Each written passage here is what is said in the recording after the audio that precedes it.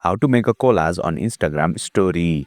Hey there, welcome to Insightful Tutorials. Without further ado, let's get started. Open Instagram on your device. You will land on its official homepage. Tap on the profile icon at the bottom, then tap on the plus icon. A menu will appear. Select story. Now to create a collage on Instagram story, you will need to select at least 2 images and a maximum of 6 images. Tap the select option available at the top. Scroll down and start selecting images of your choice. Make sure that you are not selecting videos. Once you have selected at least 2 images or a maximum of 6 images, tap the next button. A menu will appear. Over here, you will see 2 options. One is layout and the other one is separate. If you select the separate option, every image will be posted separately, which we don't want. So select the layout option to post your images in a collage.